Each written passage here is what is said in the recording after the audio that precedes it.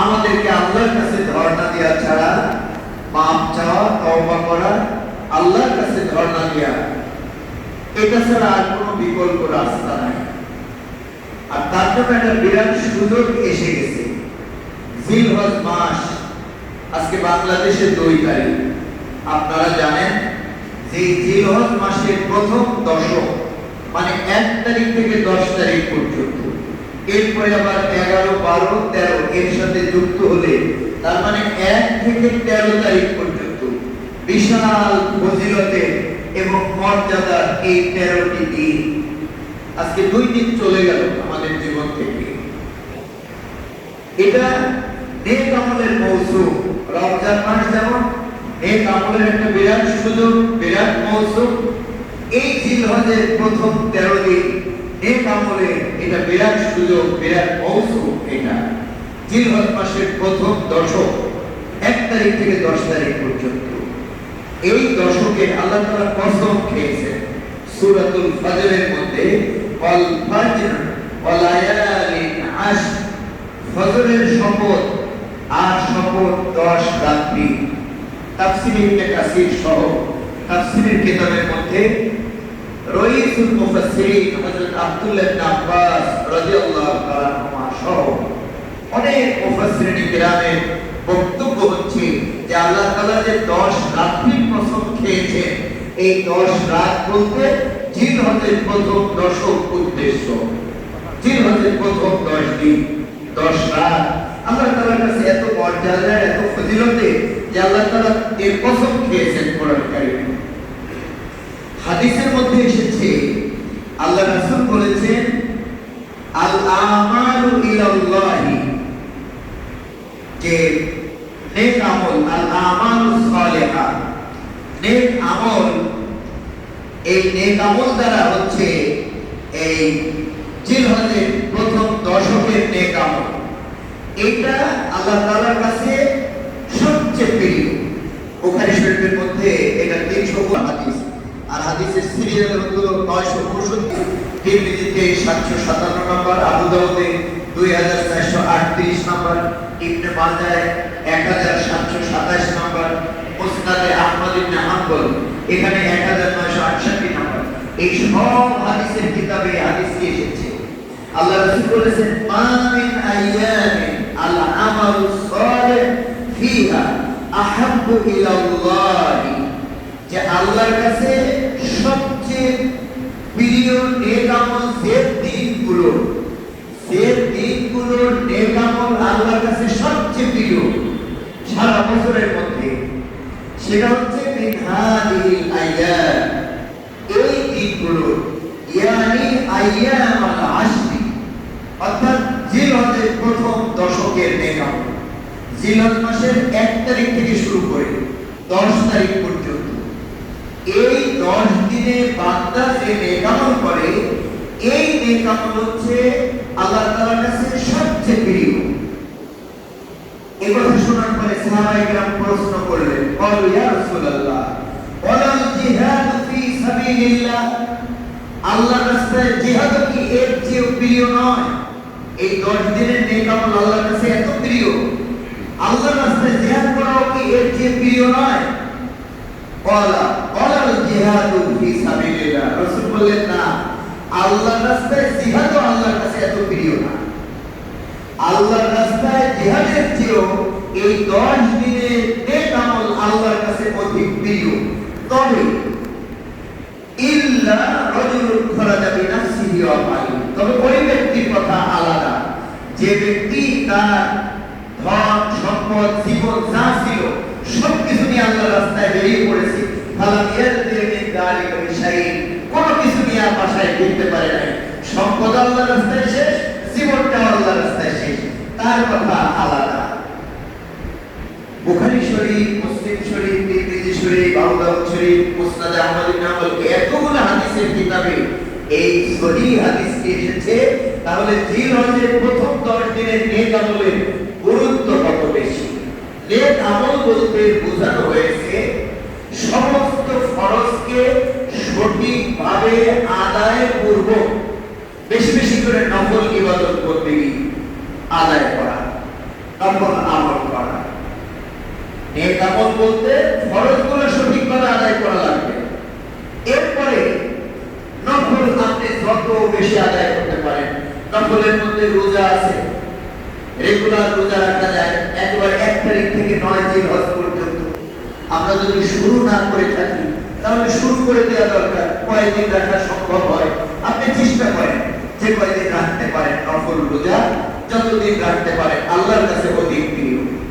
নফল নামাজ, দিনে রাতে আপনি নফল নামাজ আদায় করতে পারেন। যে কোনো সময় যে কোনো সূরা দিয়ে আপনি নফল আদায় করতে পারেন। তবে ওই যে 3টি নিষিদ্ধ সময়, সূর্য ওঠার সময়, ডোবার সময়, সূর্য ঠিক যখন মাথার উপরে দ্বীপ্র হয়, এই 3 সময় ব্যতীত যে 3 সময় নামাজ পড়া নিষিদ্ধ, আপনি সারা রাতে দিনে নফল নামাজ আদায় করতে পারেন। তবে এই নফলের মধ্যে সর্বোত্তম আসন, শ্রেষ্ঠ আসন দখল করে আছে যে নামাজ, সেটি হচ্ছে কিয়ামুল লাইল, তাহাজ্জুদের নামাজ, রাতের নামাজ। একটু চেষ্টা করা দরকার। হ্যাঁ, আমাদের পড়ায় যাচ্ছে যে একটু উঠা যায় কিনা ফজরের আগে আগে 2-4 রাকাত নফল নামাজ পড়ে আল্লাহর কাছে মনের কথা, মনের ব্যথা আমরা বলতে পারি কিনা, এই চেষ্টা আমাদের বেশি বেশি করা দরকার জিলহজের এই দশক থেকে। এরপরে আপনি দান সদকা করতে পারেন, সামর্থ্য অনুযায়ী দান সদকা করেন, মানুষের পাশে দাঁড়ান, মানুষের উপকার করেন, অসহায় মানুষের পাশে গিয়ে তাকে একটু সহযোগিতা করুন, অসুস্থ যারা তাদের পাশে গিয়ে তাদেরকে সাহায্য সহযোগিতা করুন, সেবা শুশ্রূষা করুন। এইভাবে করে যত রকমের নফল নেকামল করার সুযোগ আছে সেগুলো করার জন্য আমাদের চেষ্টা করা উচিত। আরেকটি অন্যতম নফল ইবাদত আপনাদের জানা আছে সবাই, সেটা হচ্ছে কোরআন তেলাওয়াত করা। এই কোরআন তেলাওয়াত বেশি বেশি করার জন্য চেষ্টা করা, দোয়া, দুরূদ, তাসবিহ, তাহলিল বেশি বেশি আদায় করার চেষ্টা করা। যেহেতু একটি গুরুত্বপূর্ণ ফজিলতপূর্ণ সময় আমরা পার করছি, আজকে যা 3য় দিন চলে যাচ্ছে। সৌদি আরবে হচ্ছে আজকে 3য় দিন, বাংলাদেশে 2য় দিন। আগামী শনিবার, কালকে যে শনিবার, পরের শনিবার হলো 10 তারিখ ঈদুল আযহা, মানে আগামী জুমাবার পর্যন্ত আমাদের নফল রোজা রাখার সুযোগ আছে। আর অন্যান্য তাসবিহ, তাহলিল, দোয়া, দুরূদ এগুলো যে যেভাবে পারি, যার জন্য যেভাবে সম্ভব আমাদের চেষ্টা করা উচিত। সম্মানিত ভাইরা, রাসূল করিম সাল্লাল্লাহু আলাইহি ওয়াসাল্লাম আরেকটি বর্ণনায় বলেছেন, আফদালু আইয়ামিদ দুনিয়া আল আশর, দুনিয়ার সমস্ত দিনের মধ্যে শ্রেষ্ঠ দিন, উত্তম দিন হচ্ছে আল আশর, ইয়ানি আশরা জিলহজ্জা, জিলহজের প্রথম দশক, জিলহজের 1 তারিখ থেকে 10 তারিখ পর্যন্ত। এটা হচ্ছে দুনিয়ার শ্রেষ্ঠ দিন, উত্তম দিনের অন্তর্ভুক্ত। অতএব এই দশকে বেশি বেশি করে নেক আমলের জন্য আমাদের চেষ্টা করতে হবে। আল্লাহ তাআলা এই তৌফিক আমাদের দান করুন। তিরমিজি শরীফে 158 পৃষ্ঠায় এসেছে। অবশ্য সনদের দিক থেকে এই হাদিসটি দুর্বল, এটা দঈফ সনদের দিক থেকে, কিন্তু তিরমিজিতে এসেছে আল্লাহ রাসূলের একটি বর্ণনা, মা মিন আইয়ামিন আহাব্বু ইলাল্লাহ আইয়ুতাআব্বাদা লাহু ফিহা মিন আশরি জিলহজ্জা ইয়াদুল সিয়ামা কুল্লি ইয়াউমিন ইদহা সিয়ামা সানা। যে এমন 10টা দিন, সেই দিনের ইবাদত অত্যন্ত ফজিলতপূর্ণ, গুরুত্বপূর্ণ, আল্লাহর কাছে অতি প্রিয়। তার একটা দিনের রোজা 1 বছরের রোজা সমান মর্যাদা রাখে। ওয়া কিয়ামা কুল্লি লাইলা মিনহা, প্রত্যেক রাতের নফল নামাজ, কিয়ামুল লাইল বিকিয়ামি লাইলাতুল কদর, লাইলাতুল কদরের মতো মর্যাদা রাখে, গুরুত্ব রাখে। এটা হচ্ছে জিলহজের এই দশকে নফল রোজা এবং নফল নামাজ। অতএব আমাদের গুরুত্ব সহকারে এই দশক পালনের জন্য, ইবাদত বন্দেগী করার জন্য নিজেদের তৎপর হওয়া প্রয়োজন। সম্মানিত ভাইরা, বিশেষ করে এই দশকে তাকবীর, তাহলিল, তাহমিদ এটার জন্য বিশেষ তাকিদ এসেছে। মা মিন আইয়ামিন আ'যামু ইনদাল্লাহ ওয়া লা আহাব্বু ইলাইহি মিনাল আমালি ফীহিন্না মিন হাযিহিল আশরি ফাআকসিরু ফীহিন্না মিনাত তাহলিল ওয়াত তাকবীর ওয়াত তাহমিদ। মুসনাদ আহমদ ইবনে হাম্বলের মধ্যে এসেছে যে আল্লাহ রাসূল বলেন যে অধিক প্রিয় নেক আমল এই দশকে। অতএব তোমরা এই 10 দিনে বেশি বেশি করে তাহলিল পড়ো, তাহলিল মানে লা ইলাহা ইল্লাল্লাহ পড়া। আমরা সবাই পড়তে পারি, আপনাদের এর জন্য আলেম ওলামার কাছে গিয়ে বসে থাকার দরকার নেই, সবাই উচ্চারণ করতে পারি লা ইলাহা ইল্লাল্লাহ। ওয়া তাকবীর, আল্লাহু আকবার। সারাদিন উঠতে বসতে হাঁটতে চলতে আপনি পড়তে পারেন, আমি পড়তে পারি লা ইলাহা ইল্লাল্লাহ, আল্লাহু আকবার, ওয়া তাহমিদ, সুবহানাল্লাহ, সুবহানাল্লাহ, লা ইলাহা ইল্লাল্লাহ, আল্লাহু আকবার। তাহলে এই আমল আমরা করতে পারি, সহজ আমল। বেশি বেশি আল্লাহ তাআলাকে স্মরণ করার কথা আল্লাহ তাআলা বলেছেন সূরা বাকারা 203 নম্বর আয়াত, ফাজকুরুল্লাহ ফি আইয়ামি মা'দুদাত, যে তোমরা বেশি বেশি করে আল্লাহ তাআলাকে স্মরণ করো এই দিনগুলোতে। বেশি বেশি করে আল্লাহর জিকির করা, আল্লাহকে স্মরণ করা। আল্লাহর জিকির বিভিন্ন ভাবে আমরা করতে পারি, লা ইলাহা ইল্লাল্লাহ জিকির, আল্লাহু আকবার জিকির, সুবহানাল্লাহ জিকির, আরো অনেকগুলো জিকির আমাদের এই বর্ণনায় আমরা পাবো। পরের বর্ণনা মুসলিম শরীফে হযরত সামরা ইবনে জুনদুব রাদিয়াল্লাহু তাআলা বলেন, রাসূল বলেছেন আফদালুল কালামে আরবাউন, সর্বোত্তম কালেমা হচ্ছে চারটি। এক নম্বর হচ্ছে সুবহানাল্লাহ, আল্লাহর কাছে সবচেয়ে প্রিয় শ্রেষ্ঠ চারটি কালেমা। একটা হচ্ছে সুবহানাল্লাহ। দুই নম্বর আলহামদুলিল্লাহ। সুবহানাল্লাহ, আলহামদুলিল্লাহ পড়তে পারেন না এমন কোন মানুষ মসজিদে থাকার কথা না, সবাই পড়তে পারে সুবহানাল্লাহ, আলহামদুলিল্লাহ। তিন নম্বর লা ইলাহা ইল্লাল্লাহ, ওই যে একটু আগে যেটা আমরা পেলাম আরেকটি বর্ণনা। সর্বশেষ আল্লাহু আকবার। তাহলে এখানে পাওয়া গেল আল্লাহর কাছে সবচেয়ে প্রিয় হচ্ছে চারটি কালেমা, সুবহানাল্লাহ, আলহামদুলিল্লাহ, লা ইলাহা ইল্লাল্লাহ, আল্লাহু আকবার। যারা বাইতুল্লাহে উমরা করেছেন, হজ করেছেন, বাইতুল্লাহর পাশে যে জমজম টাওয়ার, এই জমজম টাওয়ারের নিচে যে কালেমাগুলো, জিকিরগুলো, বিভিন্ন দোয়াগুলো লেখা বারবার ঘুরে ঘুরে উঠতে থাকে, তার ভিতরে এইটাও আছে সুবহানাল্লাহ, আলহামদুলিল্লাহ, লা ইলাহা ইল্লাল্লাহ, আল্লাহু আকবার। وفي رواية أحب الكلام إلى الله أربع, আল্লাহর কাছে সবচেয়ে প্রিয় হচ্ছে চারটি কালেমা, সুবহানাল্লাহ, আলহামদুলিল্লাহ, লা ইলাহা ইল্লাল্লাহ, আল্লাহু আকবার। লা ইয়াদুররু বিআইয়িহিন্না বাদাআতা, কোন অসুবিধা নেই, তুমি যেটা দিয়ে শুরু করো, সুবহানাল্লাহ পড়ো আগে, না হয় আলহামদুলিল্লাহ পড়ো, আল্লাহু আকবার আগে পড়ো, লা ইলাহা ইল্লাল্লাহ আগে পড়ো, কোনো অসুবিধা নাই। কিন্তু এই চারটি কালেমা আল্লাহর কাছে সবচেয়ে প্রিয়। আমরা সবাই চেষ্টা করতে পারি হাঁটতে চলতে উঠতে বসতে এই জিলহজ এই প্রথম দশকে এই আমলগুলো যেন আমরা বেশি বেশি করতে পারি। মুসলিম শরীফের বর্ণনা, তিরমিজি শরীফে এসেছে, আল্লাহ রাসূল বলেছেন সুবহানাল্লাহিল আযীম ওয়া বিহামদিহি কুলিসাত লাহু নাখলাতুন ফিল জান্নাহ। যে ব্যক্তি একবার পড়বে সুবহানাল্লাহি ওয়া বিহামদিহি, সুবহানাল্লাহিল আযীম ওয়া বিহামদিহি, সুবহানাল্লাহিল আযীম ওয়া বিহামদিহি, জান্নাতে তার জন্য একটি চারাগাছ রোপণ করা হয়ে যাবে একবার মাত্র উচ্চারণ করলে। সারাদিন আমরা করতে পারি সুবহানাল্লাহিল আযীম ওয়া বিহামদিহি, সুবহানাল্লাহিল আযীম ওয়া বিহামদিহি।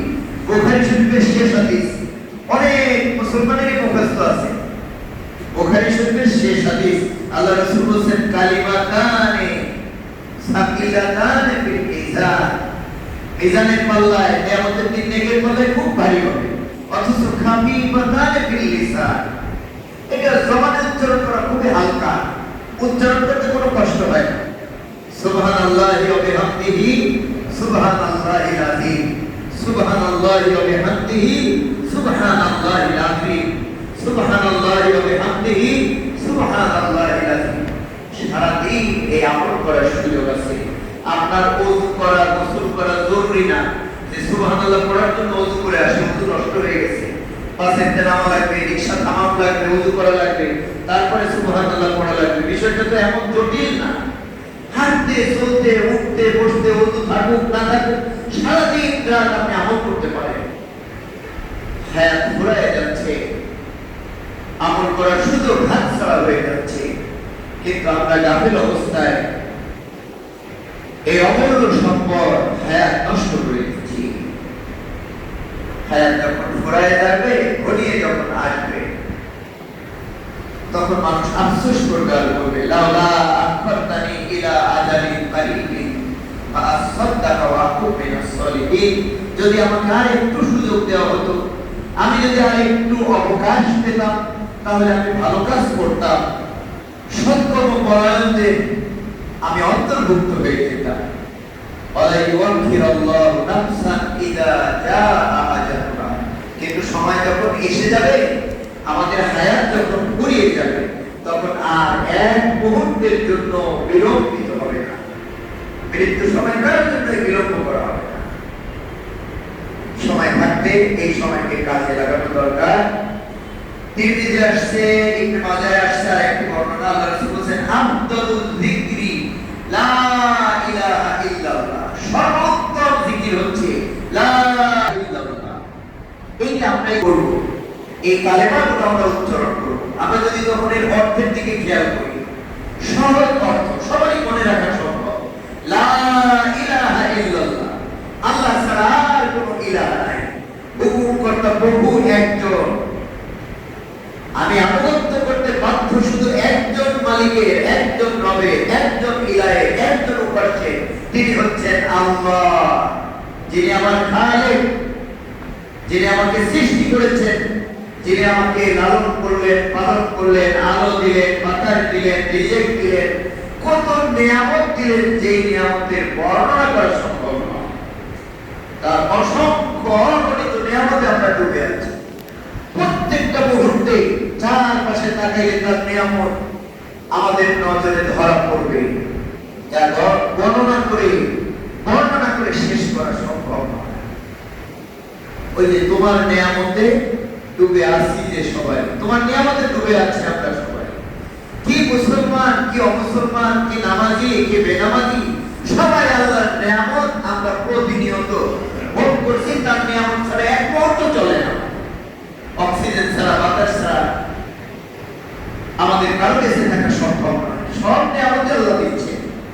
তার নিয়ামতে শুকরিয়া আদায় করার জন্য আমাদেরকে তার জিকির করতে হবে, তার ইবাদত করতে হবে, তাকেই স্মরণ করতে হবে। লা ইলাহা ইল্লাল্লাহ, আল্লাহ ছাড়া আর কোনো উপাস্য নাই, হুকুমকর্তা মাবুদ নাই, ইবাদতের যোগ্য আর কেউ নাই, আনুগত্য পাওয়ার যোগ্য আর কেউ নাই। ওয়া আফদালুদ দুআই আলহামদুলিল্লাহ, আর সর্বোত্তম দোয়া হচ্ছে আলহামদুলিল্লাহ, আলহামদুলিল্লাহ, আলহামদুলিল্লাহ। সারাদিন আমরা করতে পারি। সকল প্রশংসা আমার আল্লাহর জন্য, তিনি সবকিছুর দাতা। আমি তারই অনুগ্রহের ভিতরে ডুবে আছি, আমি তারই প্রশংসা করছি। আলহামদুলিল্লাহ, আলহামদুলিল্লাহ, লা ইলাহা ইল্লাল্লাহ, সুবহানাল্লাহ। আমি আল্লাহ তাআলার পবিত্রতা ঘোষণা করছি। তিনি পবিত্র, যাবতীয় শিরক থেকে তিনি পূত পবিত্র। আলহামদুলিল্লাহ, লা ইলাহা ইল্লাল্লাহ, আল্লাহু আকবার। তিনি সর্বশ্রেষ্ঠ, তিনি মহান। এই তাসবিহগুলো আমরা সব সময় করতে পারি, আমাদের করার জন্য চেষ্টা করা উচিত। আল্লাহ তাআলা আমাদেরকে তৌফিক দান করুন, আমরা যেন এই আমলগুলো করতে পারি এই দশকে। সম্মানিত ভাইরা, আরেকটি আমল আপনাদের জানা আছে, আপনারা হয়তো শুরুই করেছেন সবাই। এটা মুসলিম শরীফে 1977 নম্বর বর্ণনা, তিরমিজিতে আসছে 1523 নম্বর হাদিস। হযরত উম্মে সালামা রাদিয়াল্লাহু তাআলা আনহা বর্ণনা করেছেন যে রাসূল করিম সাল্লাল্লাহু আলাইহি ওয়াসাল্লাম বলেছেন, ইযা রাআইতুম হিলালা যিল হিজ্জা, যখন তোমরা জিলহজ মাসের চাঁদ দেখবে, ওয়া আরাদা আহাদুকুম আইয়ুদাহিয়া, আর তোমাদের কেউ কুরবানির নিয়ত রেখেছে, কুরবানি করা তার জন্য জরুরি, সে কুরবানিও করবে, নিয়ত আছে, চাঁদ দেখে ফেলছে, ফালিয়ুমসিক আন শাহরিহি ওয়া আসফারিহি, তাহলে সে যেন তার মাথার চুল, তার নখ এগুলো কাটা থেকে বিরত থাকে। জিলহজ মাসের চাঁদ উঠে গেলে নখ কাটা, চুল কাটা, মোজ এইগুলো ছোট করা, এই কাটা, এগুলো থেকে বিরত থাকা, এটাও মুসলিম শরীফের বর্ণনা। একটি গুরুত্বপূর্ণ আমল, যারা কুরবানি করতে চান তাদের এগুলো না কেটে বরং 10 তারিখে যখন কুরবানি করা হবে কুরবানির পরে তারপরে এগুলো কাটা পরিষ্কার পরিচ্ছন্ন হওয়া।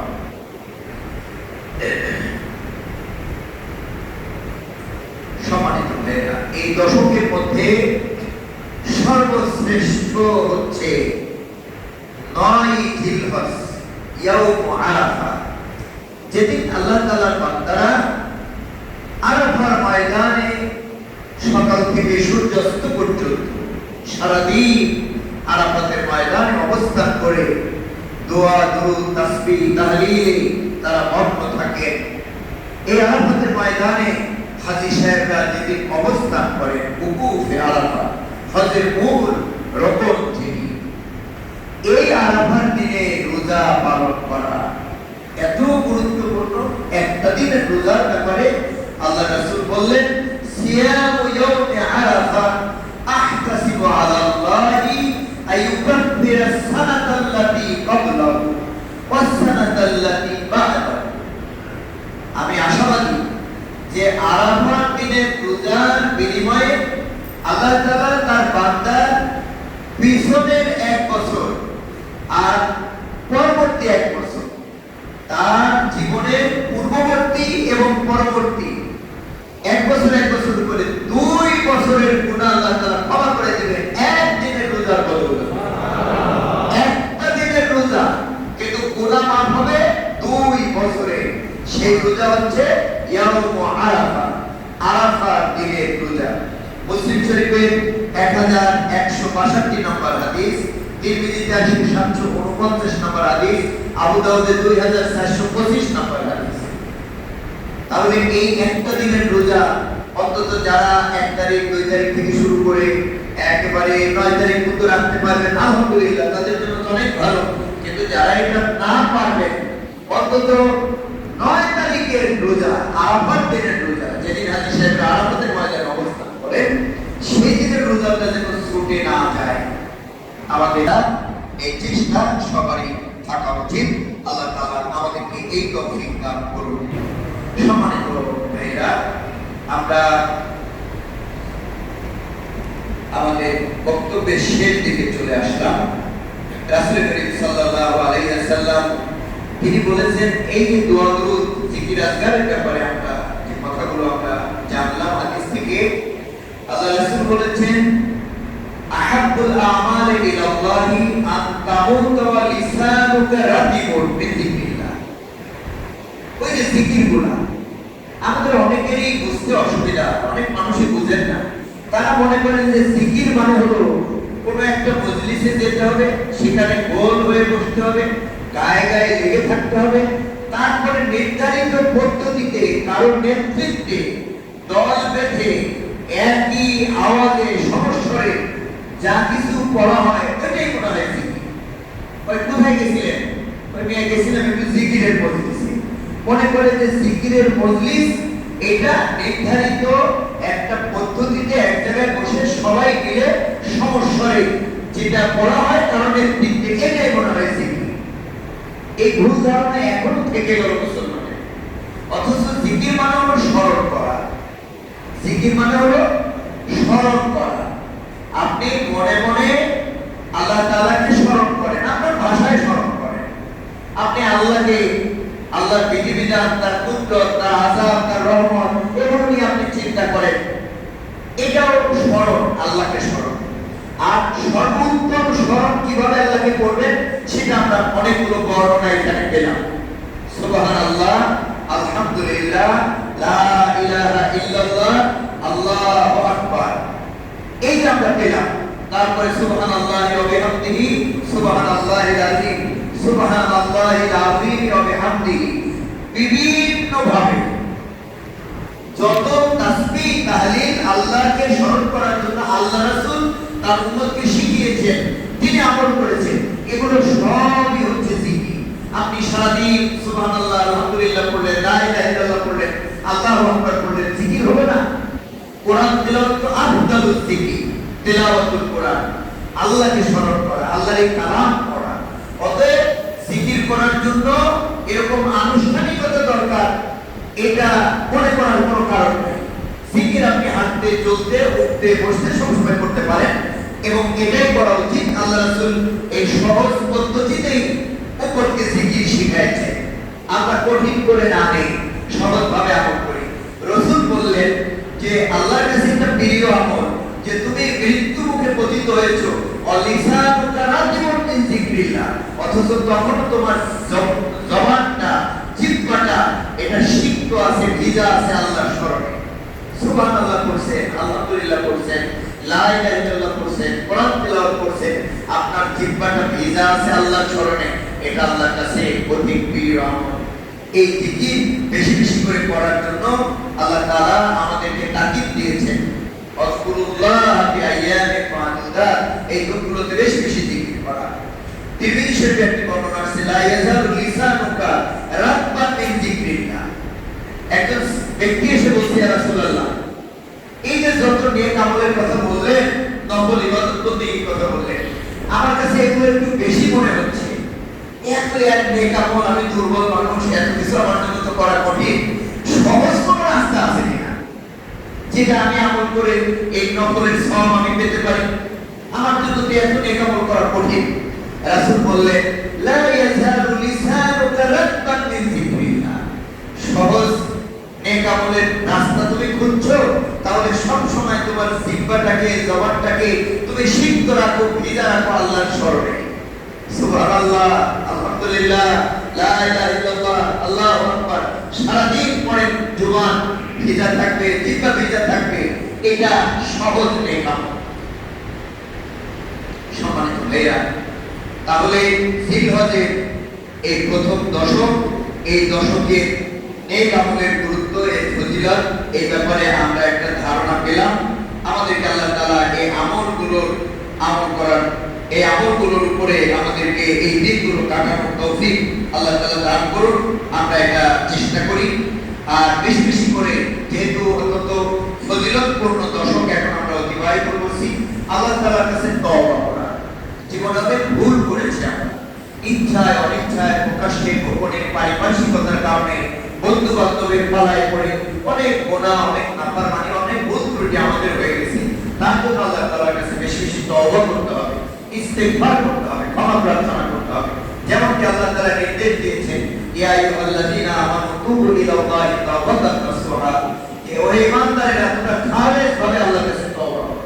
আল্লাহর কাছে খালেস ভাবে যদি বান্দা তওবা করে, চোখের পানি ফেলে দিয়ে, চোখের পানি ছেড়ে দিয়ে বান্দা যদি আল্লাহর কাছে তওবা করে, ইস্তিগফার করে, মাফ চায়, খালেস তওবা যদি কারো কপালে জুটে যায়, তাহলে আল্লাহ তাআলা তাকে এইভাবে ক্ষমা করে দিবেন কেমন যেন তার জীবনে গুনাহই নাই। চোখের পানি গুনাহকে দূরীভূত করার জন্য অন্যতম উপায়, অন্যতম অবলম্বন, চোখের পানি ছেড়ে দিয়ে আমরা যদি আল্লাহর কাছে মাফ চেয়ে নিতে পারি, তওবা করতে পারি, তাহলে তিনি ক্ষমা করে দিবেন আমাদেরকে। এরপরে এই দশকে বেশি বেশি নেক আমল করা, আগে যেটা বললাম, দান, সাদকা, তাসবিহ, তাহলিল, পরোপকার, মানুষের পাশে দাঁড়ানো, যে যেভাবে পারি এটা আমরা করা। এরপরে জিকির আজকার বেশি করে করা, এরপরে তাকবীর পড়া। আপনাদের এটা অবশ্য জানা আছে, ওই যে যেটা বললাম, জিলহজের 9 তারিখ থেকে, বিশেষ করে জিলহজের 9 তারিখ ফজর থেকে 13 তারিখ আসর পর্যন্ত এই 23 ওয়াক্ত নামাজ, 23 ওয়াক্ত যে ফরজ নামাজ, এই ফরজ নামাজে সালাম দিয়ে একবার আল্লাহু আকবার, আল্লাহু আকবার, লা ইলাহা ইল্লাল্লাহ, আল্লাহু আকবার, আল্লাহু আকবার, ওয়ালিল্লাহিল হামদ। আপনারা এই তাকবীর পড়েন, এই তাকবীর বেশি বেশি করে পড়া। এটা পুরুষ মহিলা সবার জন্যই ওয়াজিব।